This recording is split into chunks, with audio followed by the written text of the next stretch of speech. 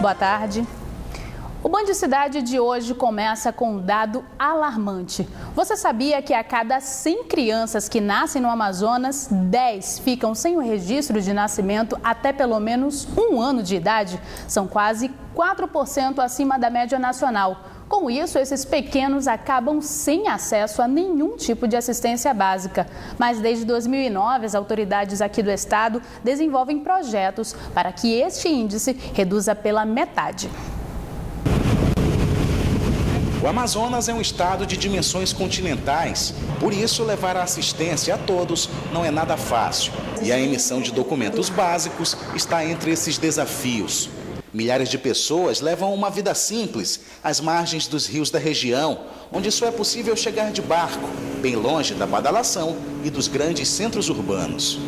Acompanhamos uma comitiva do governo do estado até o município de Benjamin Constant, a 1.115 quilômetros da capital, já na fronteira do Brasil com o Peru, para uma caravana de emissão de documentos.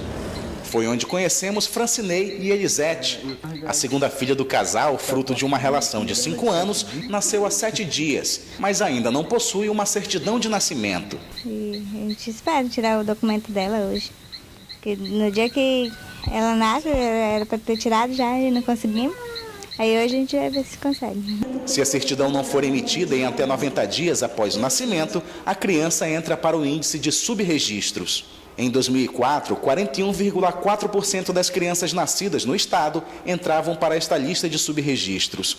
Em 2007, este número caiu para 17,4%. E de acordo com a estimativa do governo do Amazonas, hoje estaria em torno de 10%. A meta do governo é reduzir este índice pela metade. A meta a ser alcançada é chegar a 5%. 5% é um número aceitável pela ONU e é esse o nosso grande desafio. A principal dificuldade nossa é logística, são as distâncias, a dificuldade do caboclo, do ribeirinho, do indígena chegar até o cartório para registrar a sua criança. Esta agricultora, que mora em uma comunidade distante 1h30 do município de Benjamin Constant, fala da dificuldade de conseguir o documento. Difícil, porque a gente sai de madrugada, mas com criança assim, a gente vê debaixo de chuva. Francinei diz que entre as vantagens de registrar a filha está a assistência do governo federal, através do Bolsa Família. Quando nasceu, a gente passou a receber R$150. E agora acho que vai aumentar, né? E vai ajudar? Vai ajudar mais. Acompanhamos então o casal até o local da emissão do documento e em poucos minutos o sorriso confirma. A Milena agora é uma cidadã. Agora o Francinei e a Elisete já estão com o documento da pequena Milena em mãos. E aí, Elisete? Agora eu estou feliz que a minha filha já é uma brasileira, graças a Deus. E espero tirar todos os documentos dela e ela ser atendida com o documento. Daqui mais uns tempos ela vai crescer, vou precisar matricular ela na escola e é muito importante esse documento. O registro civil de nascimento gratuito é um direito garantido a todo brasileiro pela Lei 6.015 de 1973. De acordo com o censo do IBGE de 2010, no Brasil, o índice de subregistros é de 6,6%. E quem puxa este índice para cima é justamente as regiões norte e nordeste do país. As polícias militar e civil e o Grupo Fera realizaram mais um dia da Operação Centro-Sul Seguro no bairro Parque 10. Esta é a 4ª fase da operação, que tem o objetivo de estreitar os laços entre a população e os policiais e, assim, ajudar a diminuir os índices de criminalidade na área. Esta manhã, os policiais percorreram a Rua do Comércio, no bairro Parque 10, na zona centro-sul de Manaus. Esta é a 4ª fase da Operação Centro-Sul Seguro, realizada nesse ano pelas polícias Civil, Militar e Grupo Fera, com o objetivo de diminuir a criminalidade na área. De acordo com os lojistas, os assaltos por aqui são constantes. Esta empresária precisa manter as portas trancadas para não correr o risco de ser alvo dos criminosos. A gente vive um estado de alerta assim constante. Porta trancada, cliente batendo, desagradável. Mas eu prefiro a segurança do que arriscar a própria vida do cliente. Nessa fase da operação serão distribuídos aos comerciantes cerca de 100 mil folders contendo dicas de segurança, contatos e endereços das delegacias. A Polícia Civil, juntamente com a Militar, na terceira fase nós estávamos fazendo várias barreiras na área do Parque 10 e na área do Vieira Alves. Essa dona de casa apoia a operação, mas acha que a ação policial no local deveria ser diária. Então é muito importante, não é nem importante, é todos os dias e principalmente à noite. Para o delegado do Grupo Fera, essa nova fase será essencial para facilitar a comunicação da população com a polícia. A operação segue até o dia 23 desse mês. Esta é a quarta fase da Operação Centro-Sul Seguro, né? Houveram as primeiras, segunda e terceira fases, né? Todas são feitos os ajustes, as melhorias e dando continuidade para repassar essa sensação de segurança, né? E tranquilidade para que as pessoas possam fazer suas compras de final de ano e também para os empresários e os comerciantes. A campanha de vacinação contra poliomielite e sarampo foi prorrogada até o dia 31 de dezembro em todos os municípios do interior do Amazonas. Em Manaus, a campanha encerrou na última sexta-feira por ter atingido a meta nacional. Mas nos outros municípios foi diferente. Até o momento, o estado vacinou cerca de 52% do público-alvo da campanha do sarampo e 83% da poliomielite. Para a imunização, os pais devem levar as crianças que têm entre 6 meses a 5 anos de idade incompletos às unidades básicas de saúde dos municípios. Os postos vão disponibilizar a vacina de segunda a sexta-feira até o fim do mês. Cerca de 80 taxas do Detran no Amazonas podem sofrer aumento a partir de janeiro de 2015. O reajuste deve entrar em vigor se um projeto de lei complementar proposto pelo governo for aprovado na Assembleia Legislativa do Amazonas. Em alguns casos, as taxas sofreriam um aumento de 100% no valor que já é cobrado pelos serviços do departamento. O projeto de lei complementar do Executivo Estadual prevê um reajuste de 64% em média, com base no Índice Geral de Preços do Mercado, IGPM, em todas as taxas cobradas pelo órgão e a inclusão de mais 29 tarifas. De acordo com o diretor-presidente do Detran no estado, as taxas não são reajustadas há 10 anos. O órgão também teria um déficit orçamentário de quase 3,5 milhões de reais. Na manhã de hoje, ele se reuniu com os deputados da Assembleia Legislativa para dar detalhes sobre o projeto. Se os nobres deputados entenderem que pode ser gradativo, não criarem nenhum obstáculo, até porque não estou aqui para criar obstáculos, estou aqui para esclarecer a população que, infelizmente, nós temos que fazer esse reajuste para que o órgão possa continuar oferecendo um serviço de qualidade. Para se ter uma ideia, o exame psicotécnico entre os procedimentos para se habilitar, que hoje custa pouco mais de R$ 13, com o reajuste passaria a custar R$ 52. 725 mil motoristas devem ser diretamente atingidos com o reajuste, que pode passar de 100% em alguns itens. Para esse deputado, é preciso cautela na análise do projeto. A gente precisa apresentar aqui uma alternativa que evite, no ano de 2015, esse aumento abrupto do valor das taxas do Detran. O reajuste deve gerar um impacto em 30% de arrecadação. Para 2015, o orçamento estimado do Detran do Amazonas é de R$ 55 milhões. Esse ano, só na cidade de Manaus, nós passaram pelo Detran mais de 1.500.000 pessoas. Então é obrigação, cada vez mais, melhorarmos o atendimento. Logicamente que em 2004, quando houve o reajuste dessas tarifas, Manaus tinha 1 milhão de habitantes. Hoje Manaus tem 2 milhões e quase 200 mil habitantes. Então a cidade cresceu muito e nós temos que adequar o órgão às necessidades que as pessoas procuram. A partir da aprovação em plenário, o aumento começa a valer em janeiro. O custo-benefício entre o que será pago pelo consumidor e o que será recebido de troca, eu acho que essa é a melhor discussão. Nós assim entendemos que deve ser votado no dia de amanhã. A Comissão Parlamentar de Inquérito que investiga casos de pedofilia no Amazonas divulgou hoje o relatório final. Os detalhes com o repórter Israel Ayasser. Após 8 meses de investigações, o relatório final da Comissão de Inquérito Parlamentar, CPI da Pedofilia, foi concluído.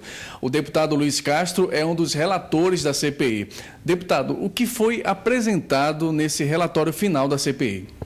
Foi apresentado as conclusões das investigações e os encaminhamentos e as cobranças aos diversos órgãos para a tomada de providências.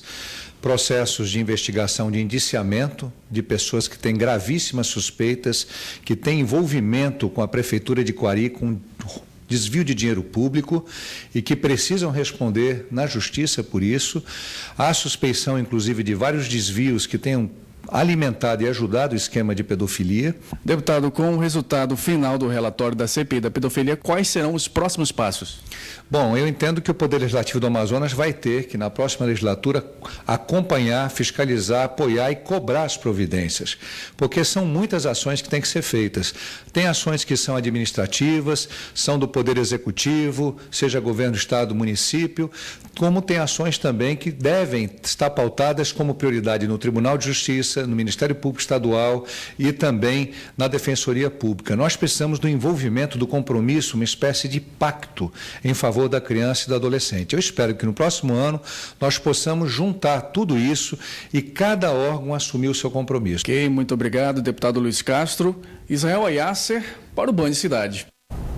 Os vereadores da Câmara Municipal de Manaus entram em recesso nesta quarta-feira, mas antes eles devem eleger o novo presidente da casa. Só esse ano, os vereadores apresentaram mais de 350 projetos. Um deles foi aprovado na manhã de hoje em primeira discussão. O projeto de lei da Prefeitura que institui o plano de cargos, carreira e remuneração dos servidores da Secretaria Municipal de Finanças. 2 emendas foram apresentadas ao projeto, que retornará à pauta de votações. Na reta final dos trabalhos, as atenções também estão voltadas para a eleição da nova diretoria. Aqui na Câmara Municipal de Manaus, os vereadores vão entrar em recesso com um novo presidente eleito. Amanhã será feita a votação em plenário dos novos integrantes da mesa diretora para o próximo biênio. O vereador Ilker Barreto, do PHS, foi o parlamentar indicado pelo prefeito. O atual presidente do Legislativo Municipal ressalta que a nova diretoria deve honrar com o compromisso da casa. Que seja uma mesa mais competente, melhor do que nós fomos, porque se assim for, quem vai ganhar é o município de Manaus, é a nossa cidade, a Câmara Municipal, o Parlamento Municipal. Para Bosco Saraiva, que foi eleito deputado estadual nas últimas eleições e deixa a presidência da Câmara esse ano, o balanço das atividades de 2014 é positivo. Porém, 2 importantes projetos ficarão para ser votados ano que vem: a lei orgânica do município e o regimento interno da casa. Segundo ele, foi preciso cautela na elaboração dos projetos. É a necessidade de mudança da lei orgânica para depois fazermos a adequação do regimento interno, que este sim é um documento de funcionamento interno da casa, que prevê o funcionamento, a regra de comportamento dos vereadores, com relação às suas presenças, suas ausências, a forma de justificar, os horários de trabalho, a quantidade das comissões, os horários em que se deve acontecer as reuniões das comissões e etc. A nova mesa diretora, a composição da nova Câmara, haverá de tomar todas as medidas para que a gente avance no sentido da modernização da lei maior do município de Manaus. Nos últimos 2 anos, foram aprovados pouco mais de 300 projetos de lei no Poder Legislativo Municipal. Entre os principais estão a regulamentação dos mototaxistas, o Plano Diretor Urbano e Ambiental de Manaus e a Lei do Estacionamento Fracionado. É hora de ver como vai ficar o tempo nesta quarta-feira em Manaus e em outros municípios do estado. Vamos ao mapa.